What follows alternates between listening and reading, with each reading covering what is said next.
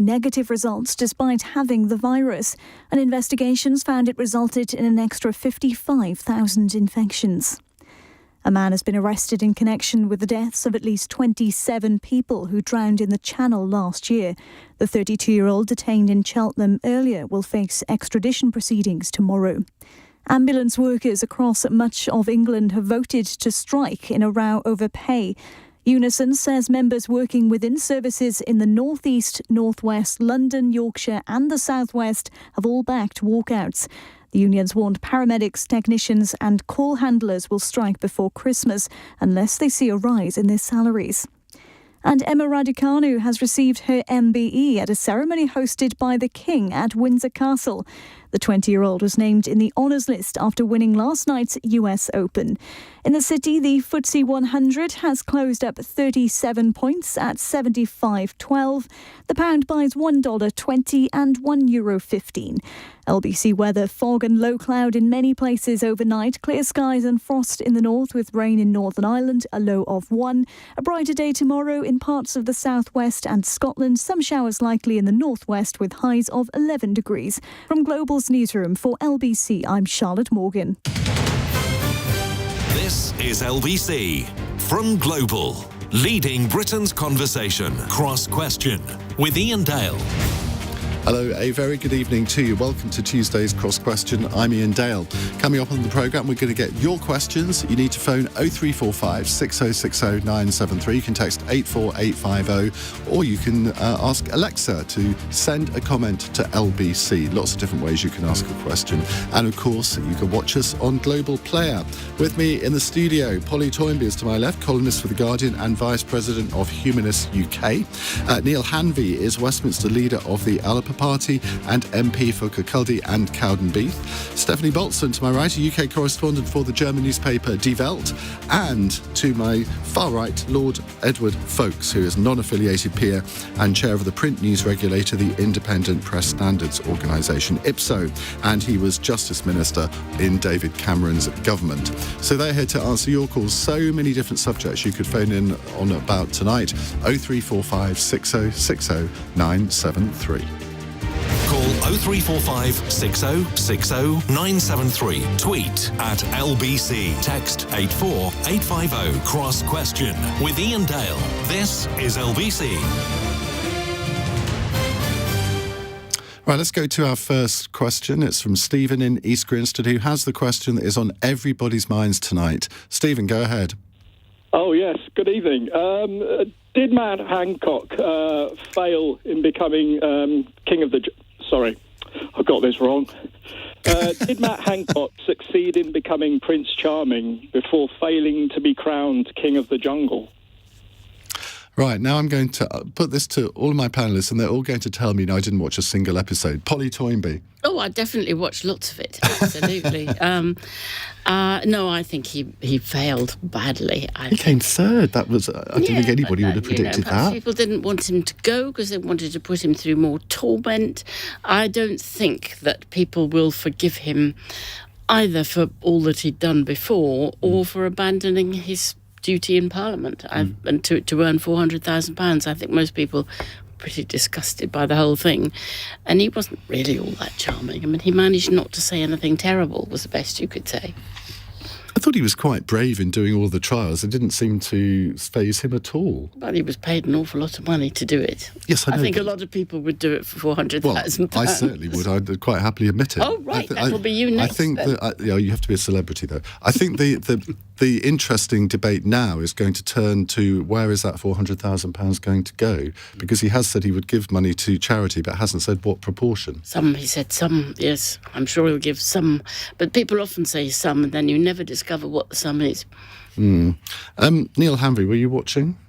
No, not really my cup of tea. And Matt Hancock didn't make it any more appealing to me, to be honest.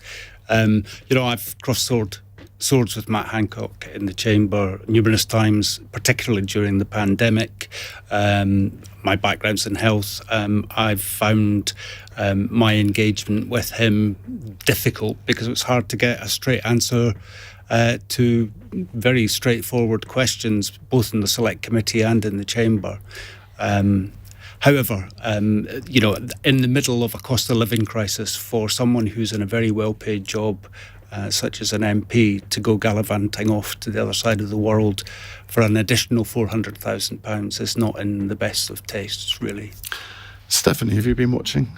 I admit, just once, and then I read the media coverage. I thought it was kind of an interesting sociological experiment, because you would have expected, after everything that has happened and all the scandals and so many people who had such terrible things happen to them in the pandemic, that he would be voted out straight away, and he wasn't. I found that surprising. Instead, Boy George was voted out pretty early on, I think. But Boy George came across as a thoroughly nasty piece of work in the whole thing. Well, I missed that. Matt Hancock, if you take away all people's preconceptions, I think in the first few days, I think the general public felt that he was being bullied, both by the ITV producers and some of the people in the camp. And British people don't like bullies generally. Yeah. So I guess people then in the end ended up with the idea that he was a quite nice guy and he wasn't that bad after all, and therefore he was allowed to stay that long. And I guess he happily came back to his... Is there a German equivalent of this? I have not been living in Germany for such a long time. I guess, yes, I think we have that, but I cannot imagine a sitting MP going there. No. It's absolutely unimaginable. Edward? I watched a bit of it. A questionable decision, to put it mildly, to go on the programme. He's a gutsy guy. I disclosed that I played cricket with Matt Hancock, and he made himself very popular in Newmarket by doing the only thing that gets attention in the Newmarket press, which is to getting on a racehorse. I don't think he'd done it before. He rode the horse hard and to a finish, and immediately became popular. I think he won, that's right. Yeah. And he was pretty good with these grubs and things. I didn't hear an awful lot about dyslexia, which I thought was the main focus of his presence. He did mention it a couple of times, right. But I suspect that if you were editing that programme, you probably wouldn't put too many mentions of dyslexia on screen, would you? I mean, because... No, it's probably not riveting television, but on the other hand, that was the reason, or professed reason. Well, they did do it a couple of times. Ludicrous, as if it was really going to help dyslexia. Well, if he donates £200,000 to dyslexia charities, I mean, you could say, well done him for that. That's what you think he should pay, is it? No, I think he should pay the whole lot. Right. I mean, or if he doesn't pay the whole lot, at least not take his parliamentary salary for the time that he was away. Because I think it's different. Nadine Dorries did this, 9 years ago, I think, and she got a lot of hassle for it, but she was a backbencher. Now, even so, I think there was an argument that she shouldn't have done it either. You can do these things once you leave Parliament, and Anne Widdecombe, I don't think, did any of these sort of programmes before she left Parliament, but felt quite happy to do, Celebrity Fit Club, or as I used to say to a Celebrity Fat Club. She didn't like that. But Nadine Dorries got promoted, though, having been about, and she then became... It took quite a long time for her to get promoted, it has to be said. I don't think the two things were actually sort of concurrent. Right, thank you very much for that opening question, Stephen. Let's go to an Alexa question from Donald in Nelson in Lancashire. Donald, hi, what would you like to ask? Oh, no, why am I asking what's it? It's an Alexa question, isn't it? So it shows how out of touch I am. Should Britain be sending aid to China? And there's a helpful note here. It says, 2019, the UK spent £68.4 million on aid to China. Now, Rishi Sunak made this speech at the Lord Mayor's banquet last night, effectively trying to reset relations with China. We've been talking about that in the last hour. And a lot of contrasts were made by callers and indeed experts, Stefanie, to the British attitude towards China compared to the German attitude. Why did I expect that question? Well, I'm sure you have prepared. Yeah, I have prepared a little bit. I actually looked at the trade volume and compared them between Britain and the UK. So Germany's trade volume with China in 2021 was around €250 billion. Is that import and export? Yeah, trade. So while the UK's was 92. So there you go already. And Germany is the German economic model is based on exports. And therefore it wasn't really surprised that our newish Chancellor, Olaf Scholz, was the first head of government to visit Xi just after the Communist Party Congress. And, of course, as always, brought a big delegation of big CEOs with him and got some contracts back. He brought them back, but he insisted that he also made some political arguments. And actually, to be fair, after this meeting, or from this meeting, emerged that Xi said there shouldn't be any threat with nuclear weapons in Europe. So Germans claim there was a political benefit for everyone. he seems to be adopting the approach that David Cameron and George Osborne adopted when they were in power, sort of get closer to China and hopefully maybe things can change politically there. That hasn't happened. If anything, it's gone the other way. And there has always been a debate in this country as to the extent to which we should be in hock to Chinese investment in our national infrastructure. Forget sort of commercial business. We're talking about national infrastructure here. Is that debate going on? I know you don't live in Germany. No. Is that debate going on? Yeah, it's actually very, very much going on. So there was, 4 weeks ago, there was a big row in the German coalition around an investment by a Chinese container or shipping company that wanted to buy almost half of a new container terminal in Hamburg. And several departments said no, they shouldn't do it because this is infrastructure. And then Scholz himself pushed it through, but the Chinese were only allowed to, I think, buy 24%, and only financial engagement. So they have nothing to say about the infrastructure. But I think probably if you look at Germany and if you look beyond Germany, like Romania, Serbia, a lot of countries, Hungary, there's so much Chinese infrastructure already in place that it's impossible to Africa has got a new empire, hasn't it? And it is called China, with the amount of investment that it's putting into to various different countries. What about aid, though? Does Germany give China any aid? I don't know that, and I must say I'm really surprised to read that number, £69 million. I would like to know what it went for. So there is no specifics, are there? Neale, on this question of aid, this is 2019 figure. I don't know if it's still happening, but it does seem extraordinary on the face of it. But it was the same argument with India, where money was being sent to India to relieve rural poverty, and people said, yes, but they're sending rockets into space, so why should we be doing that? I suspect it's a similar argument here. Yeah, it is similar. I mean, there's a difficult balance between the ethical consideration, whether it's because of the democratic movement that's beginning to rise in China, or the alleged suppression of the Uyghurs, and that ethical context versus the economy, and the Chinese GDP accounts for a fifth of the world's economic performance. So it's not it's certainly a small economy, and it does raise questions about, well, what is that aid for? Where is it going? Is it going to support communities that maybe aren't getting the type of support we'd like to see them get from their own government, or is it being siphoned away, as some people have ongoing concerns about the true destination of aid. So it certainly, I think, in any situation like this, the governance arrangements are really important. If there were an independent Scotland, I mean, perish the thought, but if there were... with the words... Okay, all right, well, let's say there's an independent Scotland in 2025. How would Scottish government policy towards China be different from the current UK government policy?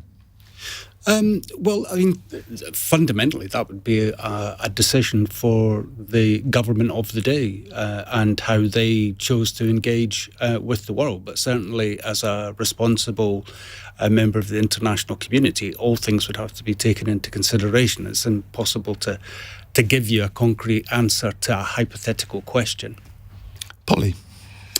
Well, we don't know what this money's for. Quite often bits of the aid budget go to unlikely countries, but for something very specific. I mean, for all we know, this isn't a huge amount of money, given our aid budget. 68 million is not vast.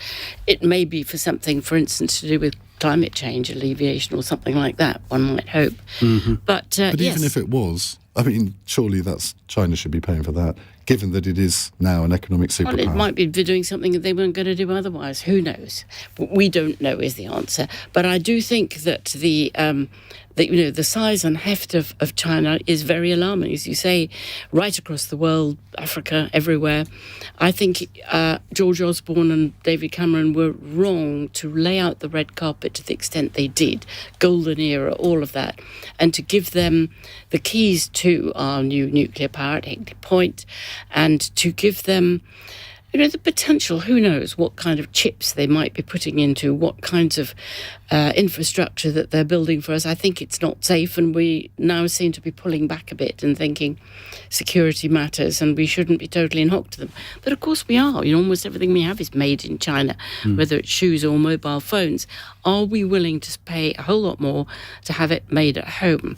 I mean, there is quite a movement to say, let's not be so global, let's try and manufacture more here. I don't know how realistic that is, because it would be vastly more expensive to buy almost everything. But I think caution and also some humility, recognising we are a very weak player. We were a stronger player as part of Europe. We're a very weak player on our own. At the bottom of the largest economy in the world. That doesn't seem to me. We are at the bottom of the G20 at the moment for growth. We're down on our uppers. So sixth largest economy, Polly. I mean, that is not a weak It depends a bit what you look at and what you count. There are a lot of things that say actually we're 23rd, but never mind.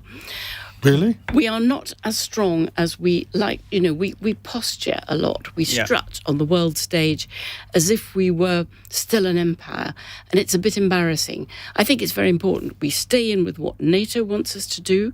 We don't start sending our, aircraft carriers off to the South China Sea in order to kind of make a mark ourselves. We stay in closely with America, and America, want us to be tougher with China. It's a very difficult path to navigate, and we shouldn't delude ourselves. Edward.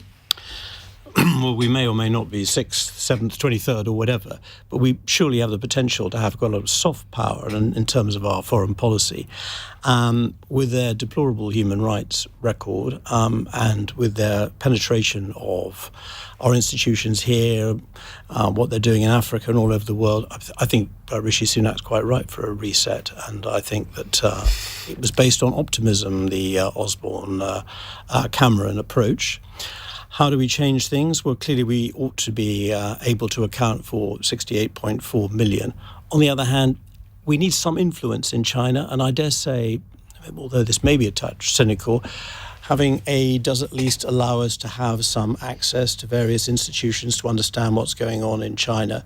So I think I'd be a bit wary, and I was interested Neale didn't immediately depart from the idea that we should be giving aid, albeit not much. Well, the point I would make in response to your comments is that the rhetoric is not necessarily helpful. If you want to exert soft power, then you have to be careful about the words that you choose to use about any state that you're engaging with. And I don't think it's particularly helpful to use enemy in any context, particularly when we have a hot war in Europe. The last thing we want is a Cold War or a freezing of relationships with China when their influence in many different aspects to that particular conflict is potentially very important. We shouldn't be so timorous that we don't call out absolutely human not. rights outrages. Oh, no, well, and the Parliament has not been. I think everyone's spoken as one about particularly the Uyghurs. OK, we'll come to more of your questions in a moment. 0345 6060 973. If you'd like to ask our panel a question, you can text 84850, or if you want to send it via Alexa, just say, Alexa, send a comment to LBC, and then just say your question, and we will put it to our panel. It's 18 minutes past 8. LBC.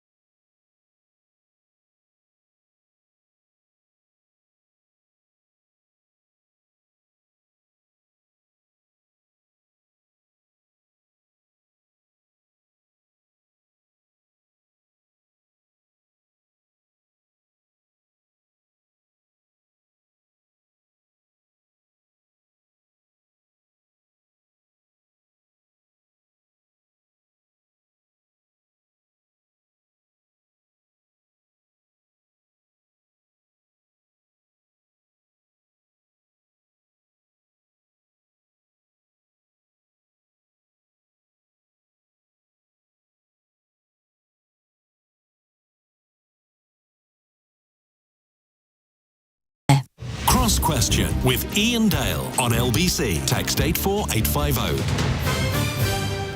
21 minutes past 8 on LBC. 0345 6060 973. That's the number to call if you want to put a question to Edward Folkes, who is chair of IPSO. Now, what are the challenges of chairing IPSO? The challenges are trying to make sure that you're accessible to complainants and that they understand the process and that you make sure that they have a fair response to their complaints. And also ensuring that the newspapers have a fair hearing. It's a boring balance. You're probably going to displease everybody, but you hope at least you'll have the reputation as being an honest broker, and there'll be grudging acceptance that what you do is necessary and helpful and encourages the press to be accurate and to comply with the editor's code, which is our Bible. And are they all members of IPSO? No. There are some who've chosen not to be, like The Guardian, the Financial Times and the Evening Standard, but I think it's 97% by way of circulation. We regulate all those newspapers. So it's been set up by the newspaper industry. Its press code has been written by Paul Dacre. May yet make it to the House of Lords. He wrote it. He wrote the press. He was one of the contributors. The editor's code is revised on a regular basis. There is a committee on which Paul Dacre does not sit, anybody can make suggestions to what should be in the code, whether it should be changed. It is revised from time to time. The code is wonderful, nothing wrong with it. It's like reading the Bible, but it's not exactly what you get when you read the British newspaper. So you're totally unregulated then, are you? We think that it's worse to be regulated together by a group of, some of Britain's worst newspapers. We have abominable newspapers. But we're not. The newspapers don't regulate them. We regulate them. And you own it. They own it. They set it up. They owned it. It's not an official body. It's been set up by the newspaper industry, but not by those of us who regard ourselves a bit more respectable, such as the Financial Times and the Guardian. I'm not casting any aspersions about the respectability of either newspaper, but on the other hand, an independent regulator who, and where none of us are part of any newspaper, is there to try and be a broker between the two. If you regulate yourself, there is a lack of independence about the process, is there not? Well, if it had been followed through the Lord Leveson, we really want to go into this detail. Well, I was just if we'd followed through Lord Leveson, we would have ended up with a genuine independent, not something set up and paid for by the. Weren't you? You supported that. What's the difference? Supported Press Complaints Commission, the one that was. No, I never did. No, we are against that too, because it's all was set up by the newspaper industry itself. And if you want to have the likes of, Murdoch and the Barclay brothers and the rest of them actually running a so-called regulator, well, they don't. It's independent. I mean, it's independent. Well, so they say, but that's who sets I it up. don't. That's who we put the are money acting in in. an independent way. If you look at the people who actually decide the cases, we had a meeting this morning. They are not inclined to take any particular view, and our decisions are all published. You can examine them and decide whether or not they show any partiality one way or another. We disappoint the newspapers very often. I've been criticised as being over tough as a regulator. Well, it's a shame, isn't it, that you didn't follow Lord Leveson's excellent recommendations, and then we would have a genuinely proper, independent and, well, proper that's all regulator. We've got time for on the media show this week. Stefanie Bolzen is here from Welt. Do we want to go into the way German newspapers are regulated? I don't think we do we? No, certainly not. But I must say it's a very interesting topic in this country, and I've written quite a lot about it because from the outside it's fascinating what went on with the Leveson inquiry and everything that's caused it, and it's sometimes astonishing. And as for the Scottish press, Neale, where do we start? Well, I would ask, what Scottish press? No, I mean, I've been at the sharp end of, media stories that have either been wholly untrue or distorted, and it's very unpleasant. But what you've got to remember is that real people are affected by some of these stories. And I'm a pretty resilient character, so I can put up with quite a lot. But it is quite distressing when people make accusations that are, fabricated, and you, certainly as a public figure, don't feel that you can defend yourself because actually it will just that Streisand effect, which draws more attention and makes it a lot worse. Well, I actually took the Daily Mail to the Press Complaints Commission once when they called me overtly gay. I mean, as if. We have to remember what started Leveson was the shocking behaviour of hacking. Yes. It was so disgusting, and now somehow Murdoch and all the rest have managed to sweep it away and said, we've got this wonderful new clean system, which we've set up, called IPSO. And I'm sorry, but the people who did the hacking are the people who have set up a regulator. And decent though the individuals may be, you cannot call that an independent system. So you're decent but not independent? Apparently not. I thought I was independent, and we purport, and we are independent. Okay, right, we have a question sort of that's vaguely related to this from Chantel in Eastbourne. With the government seemingly watering down its online harms bill so the tech giants don't really have to take any action, is it really possible to police the internet? Well, let's start with you, Edward.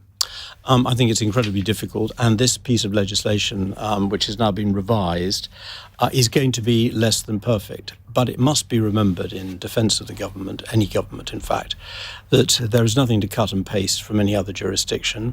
It is a very, very considerable achievement to get anything off the ground. I suspect we'll be looking again at it in a couple of years, but I think getting something on the statute book which will go in the right direction is the right call. But isn't that the biggest weakness, that we are the only jurisdiction doing this? Surely if internet platforms don't want to comply with the law in this country, they just set up in another country. Yeah, you could carry that argument so far, in which case, let's not do anything. But the answer is, I hope that we'll actually be setting an example, if that doesn't sound too sort of jolly in public school. But I mean, we are producing legislation which will make a significant contribution. It's raised awareness. The internet companies are going to have a duty to protect children, which is the most important thing. Mm-hmm. And I think we should, and I hope parliamentarians work towards making the bill as good as it can be. Neale? Yeah, I mean, well, my background's in the NHS, and something that I've always been responsible for, and indeed every member of staff in the NHS is responsible for, is the safeguarding of children and vulnerable adults. And it's a matter that's taken extremely seriously, and I would hope that the interests on the internet, particularly the corporate giants, take the matter seriously and are seen to be proactive. We know that that's not been the case, and that very real harm has come to some young people. And I've effectively fell out with the SNP over the very issue of safeguarding when it came to their gender recognition review bill, because I didn't think that there were sufficient safeguards within that. And that is, that's backed up by the experience of people like Joanna Cherry, who suffered tremendous abuse on the back of her concerns that I share. And the Special Rapporteur from the UN has reinforced our position that there needs to be protections for violence against women and girls, but that extends into the online world, and we must take safeguarding seriously. As a parent, I've had situations where my young children have been on a game app on their phones, and they've been targeted by people pretending to be kids. And, we got to the police tonight, did everything, and the kids were great. But, it's a very real and scary place. And parents forget that when their child's on a game, that there's a chat facility within that, and you don't know who that But do person is. you side with Nadine Dorries here, which I know you wouldn't normally do, but I mean, her version of this bill, I think, was much more stringent and tough than the revised bill that's now going to go through Parliament. Yeah, I mean, I'm all for civil liberties of consenting adults to choose to engage in whatever they want to do. But when platforms use algorithms that lead vulnerable young people down avenues to decisions that they maybe wouldn't make, whether that's self-harming or any other such disturbing content, then I think that there needs to be a responsible approach, and that's... Okay, but is that Nadine Dorries' or Michelle Donlan's? Well, I think it's somewhere in between. I mean, there's a responsibility for parents to educate young people, and we've done that in our home. We've had parents often aren't up to date with all the technological developments. And that is a very real problem. And so there is a fundamental responsibility with the platforms to ensure that their policies. Okay, we'll come to Polly and Stefanie after the news. It's 8:30 on LBC. Let's get the news headlines with Charlotte Morgan. It's thought more than 20 people died because of an error at a COVID testing lab in the Midlands last year, which produced false negative results. And investigations found it resulted in an extra 55,000 infections. A man has been arrested in connection with the deaths of at least 27 people who drowned in the Channel last year. The 32-year-old detained in Cheltenham earlier will face extradition proceedings tomorrow. And it looks like Wales could be heading out of the World Cup after England scored 2 goals in just a few minutes apart, followed by a third in the last few minutes. The Netherlands won 2-0 against host Qatar to finish top of their group, with Senegal following them into the knockout rounds after a 2-1 victory over Ecuador. LBC weather, fog and low cloud overnight with a low of 1. Brighter tomorrow with some showers in the northwest, highs of 11 degrees. This is LBC.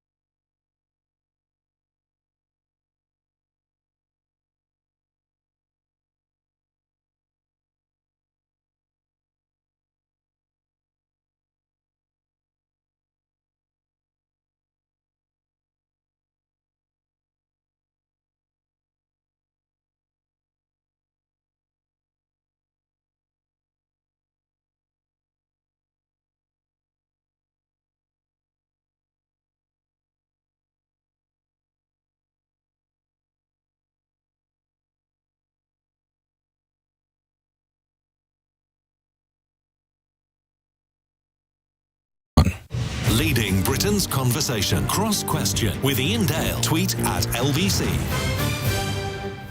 It's 8:35 on LBC. We have Polly Toynbee, Neale, Hanvey, Stefanie Bolzen and Edward Fawkes with us. Folks, sorry, I keep mispronouncing your name. I do apologise. 0345 6060 973. If you'd like to put a question to them. Before we go to Polly and Stefanie to answer the last question, Neale, the Alba party, it was set up before the last Scottish parliamentary elections. Don't think you won any seats, did you? No, we didn't. And are you going to stand in all of the seats in the next general election? Well, our position on that will be crystallised on the 10th of December. We're holding a special assembly to consider the constitutional future. Did you say Alex Salmond is the leader of the party? He is, yes. South of the border who may not... So what we, our position at the moment is that we believe that Scotland should pursue the next general election, whether that be a Scottish election or a Westminster election, as Scotland United, with representatives from all of the independent supporting parties, plus representatives from Civic Scotland and broadcasting, people who have good standing, and our independent voices from the political parties, because the movement, certainly in 2014, was about putting Scotland's future in Scotland's hands. It wasn't about putting the future of Scotland in the hands of the Supreme Court or Westminster, or indeed any specific political party or party leader. So I think we need to reflect that. But that's a decision, it's not a cop-out for me, because you're basically going to lose your job in 2 years' time, aren't you? Well, I mean, that's not a great concern to me, because the whole point of being elected to come here was to do exactly that, to put myself out of a job. Yeah, but not quite in these circumstances. Well, not in these circumstances, but, whether we succeed or don't at the next election and how that election is fought is yet to be determined. The movement has a bit of reflecting to do. But how many SNP Westminster MPs joined the Alba party? There was just myself and Kenny McCaskill. And do your former SNP colleagues shun you? Do they send you to Coventry, or do you still have cordial relations? With the relations? exception of a few, yes, absolutely. Name them. Well, it'd be easier to name the people who don't shun me. Okay, right. Let's go back to our question, which was about the online harms bill. This is from Chantal in Eastbourne, with the government seemingly watering down the online harms bill, so the tech giants don't really have to take any action. Is it really possible to police the internet, Polly? Very difficult to police the internet, but we should do everything we can. We should try as hard as we can. And it's very sad to see the government watering down the bill yet again. I mean, this government, under this Prime Minister, is just blown every which way by any pressure from any bit of his party. And there's a kind of libertarian wing who say, oh, no, this is a terrible curtailment of free speech. Well, I don't think it is free speech to stop people being pushed, with suicide sites and anorexia sites and self-harm sites. I mean, it's a good thing that at least children will be protected from that. But actually, I don't think that stuff should be out there. I mean, what's interesting about this, it says things that are harmful but not illegal, and you stop and think, well, actually, why isn't it illegal? Maybe more of this stuff should be illegal anyway. It's a bit of a peculiar grey area. But I think the great pressure from the public, what most people seem to want from all the polling, is more control and less disgusting stuff and less damaging stuff. So the government should do everything it can, and, to hell with a handful of nutty libertarians of the kind of, Trussite type. Stefanie. I'm raising 3 girls in the age between 9 and 20. I mean, the older ones are now, luckily, I think, old enough, but you worry a lot, and this law obviously comes because of the horrible, sad case of Molly Russell, is that correct? And of course you wonder, when the door closes and they're on their phone, what are they actually doing? So I agree, while you can't police the internet, but in any case it raises awareness.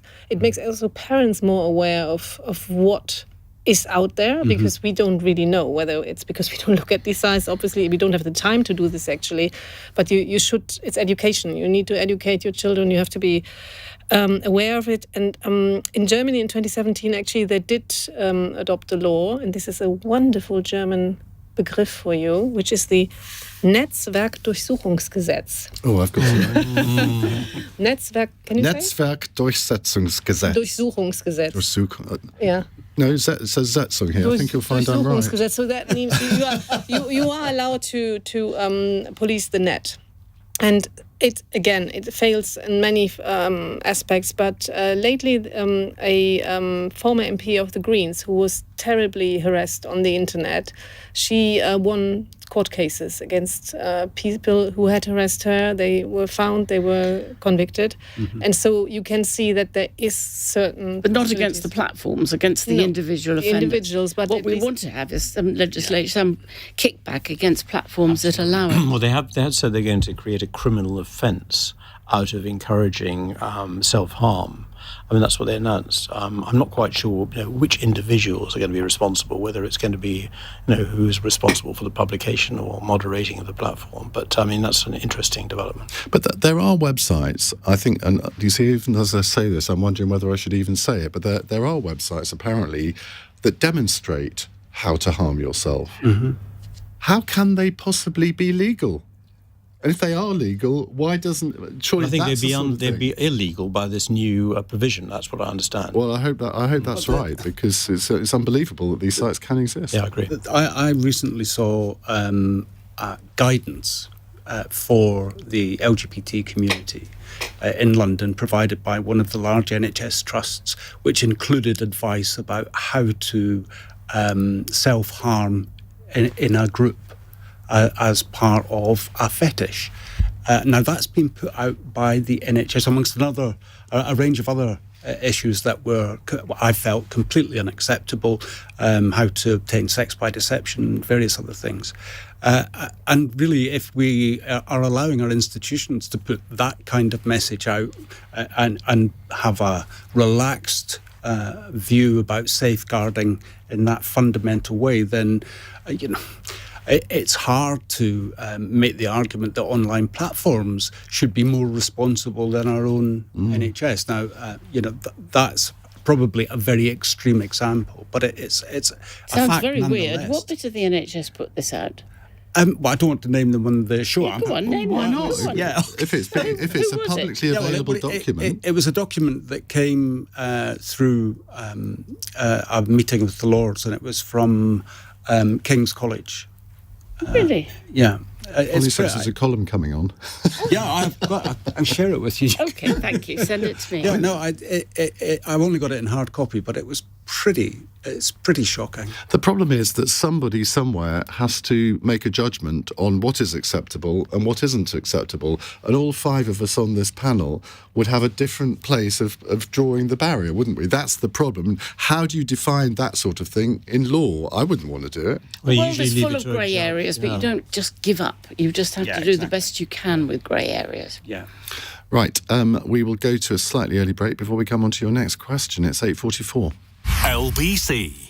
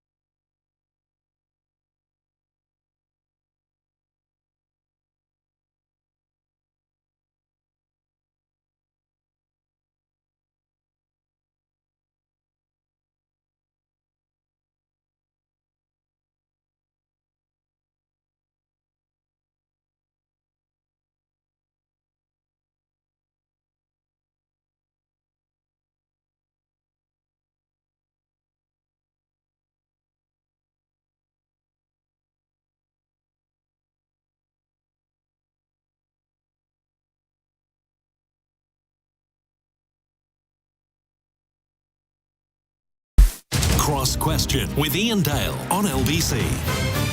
Answer that, but it's 8:47 on LBC. Polly Toynbee, Neale Hanvey from the Alba party is here, Stefanie Bolzen from Welt, and Edward Folks, chair of the Independent Press Standards Organisation. They're here to take your questions. Well, let's go to a text question from Bethany in Liverpool.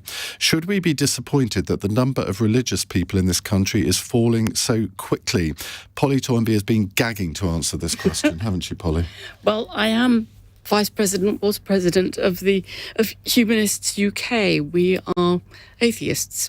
We are very keen for us not to be a religious country. Isn't that a sort of religion in itself, atheism? Of course not. People would say that. Of course not. That's ridiculous. The absence of religion isn't religion. Yes, but how can you be sure that there isn't a God just as someone of faith believes that there is? That's not really our point. Our point is to say anybody can believe what they like. We are great defenders of people's rights to hold religious views. It's a question of stopping those with religious views imposing them on the rest of us. For instance, the right to die is the last great issue still to be fought. It is mostly the religious lobbies in the Lords and in the Commons who have prevented it happening, despite the fact that for decades now, 80% of people who've seen relatives die in agony actually think we should have a right to die at a time of our own choosing when we're terminally ill. That's a very important issue for a lot of people, and it's prevented by very large, 26 bishops in the House of Lords, plus lots of leaders of all sorts of other faiths to try and balance it up. We are a very theocratic country. What are we doing with a third of our state schools are run by religious organisations, which is astounding. We have been one of the most secular countries for a long time. I went to the Church of England primary school, but it wasn't somewhere that sort of ran religion down your throat. What were you? I mean, perhaps you may be a member of the Church of England. No, I'm not. Well, I was confirmed. Or perhaps your parents were. Yeah, and I was christened into the Church of England. I was confirmed into the Church of England, but I'm an agnostic. I don't say I'm an atheist for the reason I gave earlier. That's, a small number of parents may want to send their children to religious schools, but the point is, the reason why a third of our schools are religious is because an awful lot of them end up being subtly selective, partly because they were set up in better areas, and parents push to get them in there, often actually get on their knees for a couple of years to get the vicar to sign the form so that they can get their kid in, and then they're never seen again. Young parents you see in church, older ones have all vanished because by the time they've got into school then they can hop it, because we are not a religious country and we shouldn't have so much of our important education run by the religious. It's peculiar. Edward. Well, there are a lot of bishops in the House of Lords, it's true. I actually was the minister when a private member's bill was going through on assisted dying, and I thought I knew what I thought about it, but in fact the government was always neutral on this issue, and it's up to, in fact, the Commons to decide whether or not to initiate legislation. But it's a very difficult area. It's not quite fair, Polly, to say that it's only bishops and the religious who disagree with the assisted dying point. There are a lot of palliative care experts and others who... They're mostly religious. The palliative care lobby, they're wonderful people who do fantastic work, but the people drawn into it and the sort of doctors who work for it, Neale, who's one of its great representatives, are nearly all themselves of the faith or a faith, so that it's that's not really the answer. But you're saying that as if that disqualifies them from a view. No, it doesn't, but it means that again the religious are having a huge impact on the great majority who are not. Isn't there a danger that, we can be dismissing religion as something just simply because you personally don't share the views of those who have a religious faith, and dismissing them as somehow intellectually inferior, not worthy of opinions, not worthy of being... Right, I'm not going to have this as a debate between the two of you. We've done that once before, and look where it ended. Stefanie. It's a very interesting debate, I must say. Maybe we continue it after the show. The question was, should we be disappointed, yeah? Yeah. I don't think we should be disappointed. Saying that, though, I was sometimes surprised of the intolerance that I encountered, because I'm a Rhinish Catholic. And when I moved to London, I started going to church, because when you're a foreigner in a foreign country, you're looking for community, and church is a nice community to go to. And including my husband, socialist husband, he was very intolerant with me, saying, this is a bunch of strange people you are going to meet every Sunday. And I sometimes encounter here a certain intolerance, and more than in Germany, about if you want to go to church. It doesn't mean you are crazy or you are corrupted or something. It's just my culture. I see it more as a cultural thing, and it's a nice community, and it's somewhere where you can feel at home. So I think it's a bit sad that gets lost. Yeah. And it is, I think, possibly more so in Germany, and it certainly was. Okay, I haven't lived there for 40 years, but certainly when I lived there, the church, whether it was Protestant or Catholic, was absolutely integral in the local community, and that was where a lot of the community just naturally met, even if they weren't particularly religious. And I mean, I'm not religious, but I remember thinking that if I did live in Germany full time, I probably would gravitate to, it was actually the Catholic church that I used to go to, because my original pen friend used to go there sort of every Wednesday evening, so I would go with him, and it was great. And I think that get them young. That's what religions need to do, and they're clearly not doing it in this country, are they, Neale? Well, I mean, my view is I've got quite a curious relationship with religion. I was born into a Presbyterian family in the north of Ireland, and that has with all of those connotations. And then when we moved to Scotland, my two best friends were Catholic boys, and I went to chapel for most of my adolescence, and it was certainly more fun, great social community. But also growing up gay in quite a hostile environment in Scotland in those days, and that was emphasised by religious groups. It really helped me decide that I didn't have a place in there. But the curious thing is that much of the moral teachings from that have remained present in my life and important to me in my career in the NHS. And now I think what we need to do is to make sure that there is a respectful environment for everyone to practice their faith or not, as the case may be. And there's probably a need to perhaps borrow Rishi Sunak's phrase, reset our position as a country. Otto English, the historian, is listening. He's tweeted, fun fact, the UK is one of just 3 nations on earth to have religious clerics in their legislatures. The other 2 are, anyone guess? Iran. Correct. I could only think of Iran. And the Vatican. Of course. Which I suppose shouldn't be too surprising. Right, let's go to a We are a final question theocracy. from Bill in Farnborough. Our courts, our nation's government and the British people all agree Scotland shouldn't get another referendum on independence so soon after the last one. Why won't independence campaigners accept reality now, Neale? Well, because it's not reality. Democracy is not a single event. Democracy is a continuing state, and that is enshrined in international law. Now, from 1941, the Atlantic Charter was signed by Roosevelt and Churchill. That was the genesis of where and how we understand the expression of self-determination, and that has been refined and changed over the years. Now, the fundamental problem with the Supreme Court's ruling was that they cited only partial elements of the Quebec case and also, I would say, the Kosovo case, and they asserted... Are you seriously questioning the Supreme Court's decision on the law? Oh, yes, and I'll do it further tomorrow after trail my debate tomorrow afternoon at 4:00 in Westminster Hall on Parliament TV Live. Nicola Sturgeon hasn't done that, has she? Well, I don't speak for Nicola Sturgeon. No, I know you Nicola don't. Sturgeon accepted the decision. I think it's interesting that you're not accepting the decision. I'm not... hang on a second. I'm not accepting that they've made that decision within the context of the UK state apparatus. That may well be correct within the UK state apparatus, but that's not necessarily the only forum in which that question can be considered. So the point I'm making is that they cited partial evidence and that this is a much more complicated question than, Scotland's not a colony, so therefore they don't get have an inherent right to self-determination. That's not what international law says. Edward. Well, I think the Supreme Court were construing an Act of Parliament as a matter of law. They weren't expressing a particular view. Yeah. They construed it in the light of normal canons of construction. They took into account international law, and they came cleanly to the conclusion that this was not a matter for the devolved nation Scotland, notwithstanding their wish. It was a reserved matter. It was pretty straightforward.